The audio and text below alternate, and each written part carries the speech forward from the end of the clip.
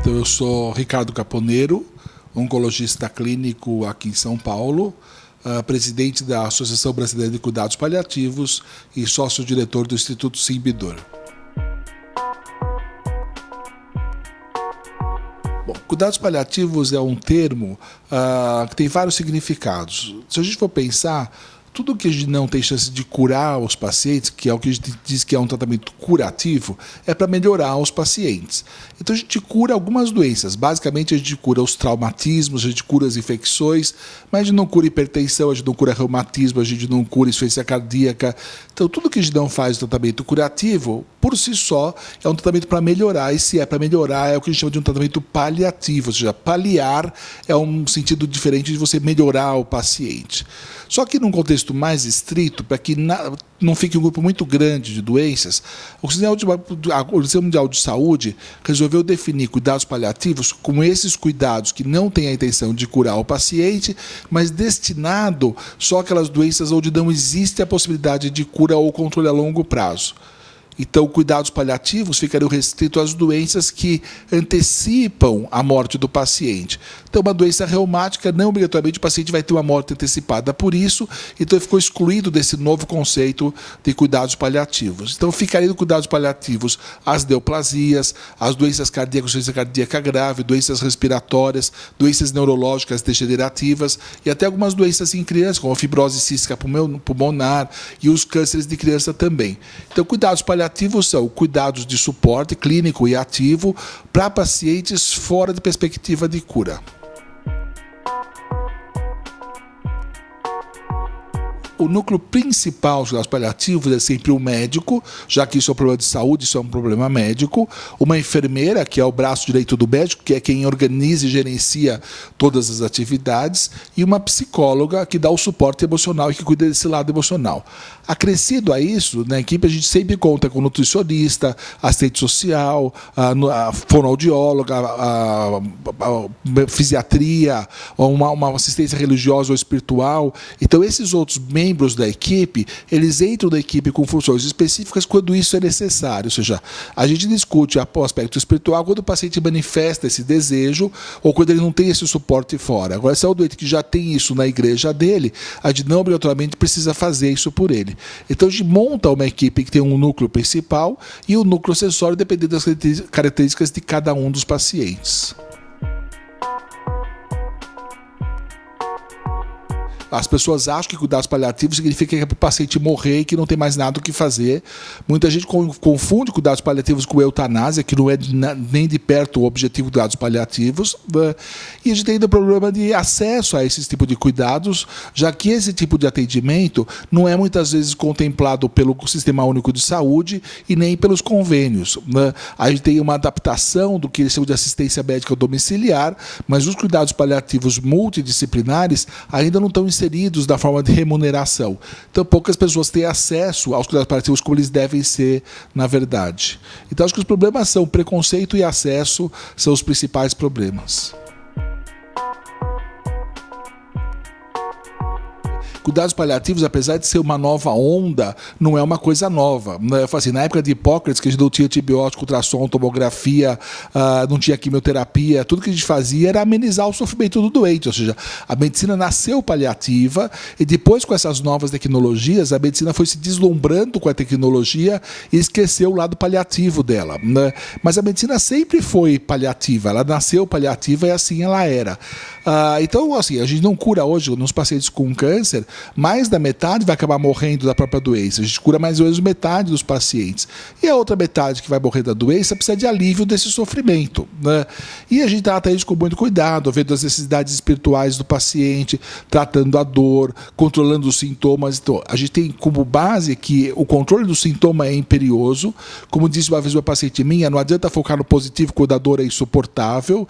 Então, primeiro você precisa tirar a dor insuportável, depois é poder focar no positivo. Então, a gente tem toda uma atenção para o controle do sintoma, para os aspectos emocionais envolvidos disso. Não é fácil você sempre ter uma doença que você sabe que vai antecipar a sua morte ou vai abreviar a sua vida, né? Então a gente dá um suporte emocional para isso e lida com essa situação na dinâmica familiar também, né? Porque a família também fica doente, não é só o doente, a família vai perder alguém querido, vai ter uma nova dinâmica, e por isso que muitas vezes a gente precisa até da assistente social para entrar no meio do caminho, para a gente poder interpretar como é que vai ficar aquela dinâmica da família, né? Então tudo isso está envolvido nos cuidados paliativos e é o que a gente tenta dar mesmo hoje para os doentes. Eu acho assim, acho que em cuidados paliativos a gente tenta melhorar todos os sintomas, né? Inclusive a ansiedade e depressão. Óbvio que com ansiedade e depressão piora tudo, até dor. Todo mundo sabe que o resfriado no escritório é muito pior que o resfriado na praia, né? Então, assim, o aspecto emocional influencia drasticamente nos sintomas, e a dor, como tem uma interpretação subjetiva do fenômeno de dor, né, dói muito mais. Quer dizer, a pessoa que está jogando futebol e leva uma canelada, ela acaba jogando futebol e nem sente dor, mas a hora que acaba a partida é que o corpo esfriou e aí começa a doer. É que antes a pessoa não estava focada na dor, né?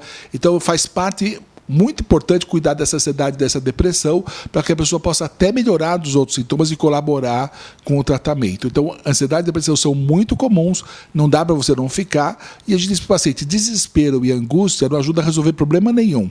Se ficar nervoso resolver esse problema, ninguém tinha problema, era só ficar nervoso.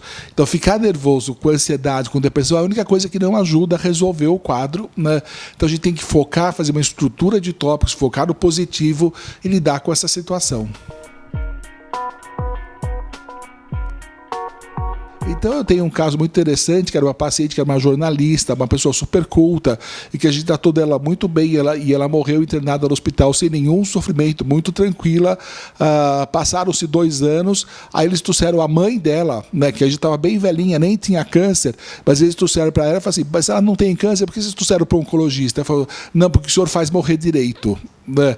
Ou seja, você faz morrer sem sofrimento. Então, eu falei, isso quando você faz cuidados paliativos bem feitos. Ou seja, como eles viram que a primeira, que foi a minha paciente, teve uma morte que a gente chama de morte digna, uma morte sem sofrimento, eles queriam que a mãe dela tivesse a mesma coisa, né? Que estava com Alzheimer avançado, eles queriam que ela não sofresse. Então, o que a gente faz nos cuidados paliativos, basicamente, é aliviar o sofrimento, e o nosso sucesso, obviamente, não é pela cura do paciente, que a gente não está visando isso, mas é pelo conforto que o paciente tem, e a gente sente que fez um bom trabalho quando alguém da família traz alguém para você porque você é aquele que faz morrer direito, né?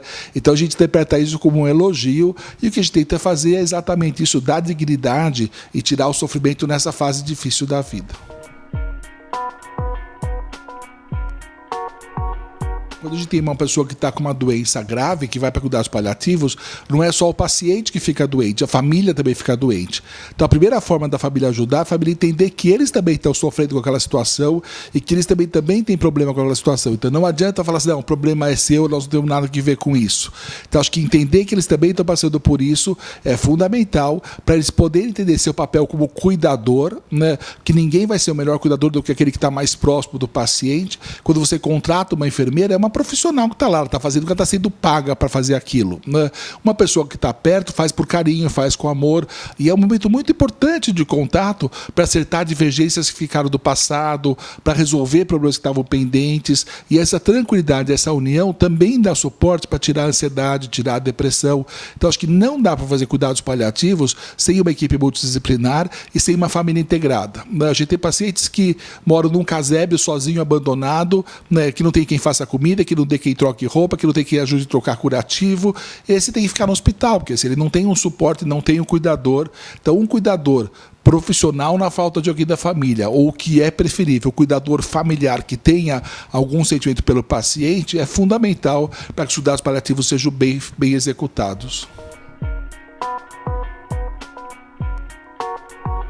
O nome Simbidor era Simpósio Internacional de Dor, né? Então ele surgiu como um simpósio, então a gente começou a organizar, a gente já está no 10º simpósio, então a gente começou a organizar congressos científicos internacionais que acontecem um ano sim, um ano não aqui no Brasil, né?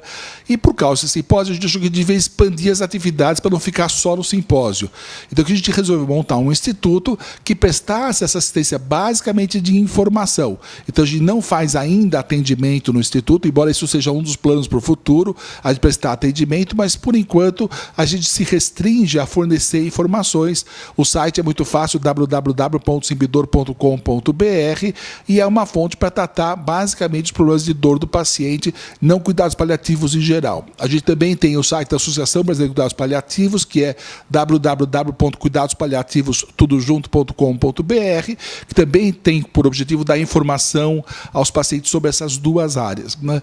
E os projetos do Simbidor são de estender essa formação dos pacientes e dar informação para dar também atendimento. Quem sabe a gente consiga isso quando a gente tiver um lugar físico mais apropriado no futuro próximo. Então, eu acho que a mensagem que a gente tem que ficar é de que cuidados paliativos não é para antecipar a morte, não é uma forma de eutanásia, a gente precisa desfazer esse preconceito.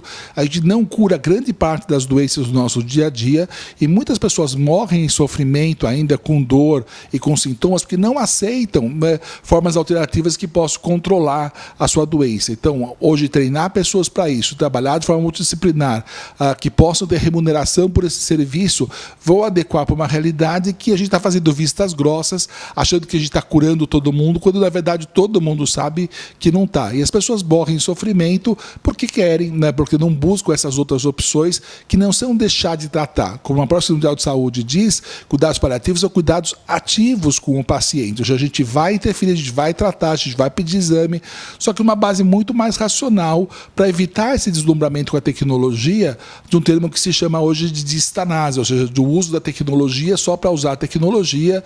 E a gente vê absurdos de pacientes que ficam 3 meses no UTI até morrer, né? Então, ficou 3 meses vivo usando um monte de remédio, um monte de aparelho, mas com nenhuma qualidade de vida, ou seja, com nenhuma dignidade, e morreram 3 meses depois de uma imensa conta hospitalar, de imenso sofrimento para o paciente e para a família, sem nenhum benefício, né? Então, o que a gente tem é amenizar essas situações onde a técnica é usada por ela mesma e dar de volta a humanidade. Então, a gente diz, a gente não acrescenta tempo à vida, mas a gente acrescenta vida ao tempo.